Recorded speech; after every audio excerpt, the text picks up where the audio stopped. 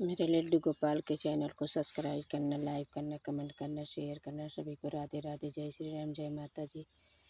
गजरा लगाए रतनारी बलमय अखिया हो, छयल अखिया होई गे भारी। गजरा लगाए रतनारी बलमय अखिया हो, छयल अखिया गे भारी। गजरा लगाई बगिया में गईले, गजरा लगाई बगिया में गईले।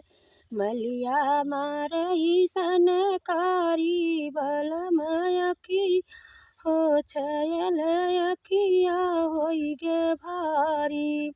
या मारई सनकारी बलम अखिया हो, छयल अखिया होई भारी। गजरा लगाए रतन हरी बलमय अखिया हो, छयल अखिया होई गे भारी। गजरा लगाई कुअनवा पे गईले, गजरा लगाई कुअनवा पे गईले।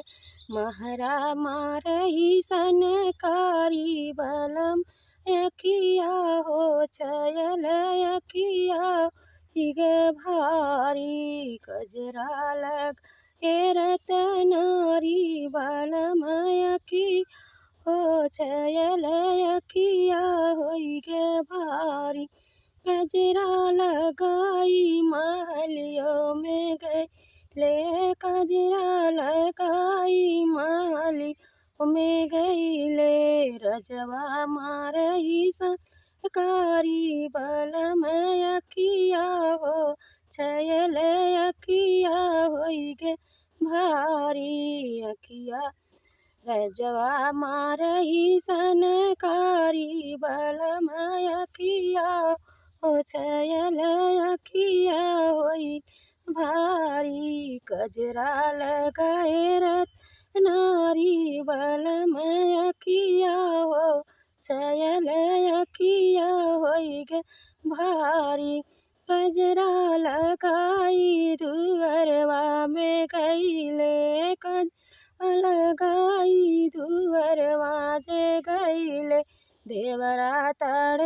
देवरा ताड़ी मारई नजरा बलमय अखिया हो, छयल अखिया होई गे भारी। देवरा ताड़ी सनकारी बलम अखिया हो, छयल अखिया होई गे भारी। गजरा लगाए रतनारी बलमय अखिया हो, छयल अखिया गे भारी। सभी को राधे राधे, जय श्री राम। अच्छा लगे तो लाइक करना, कमेंट करना, शेयर करना।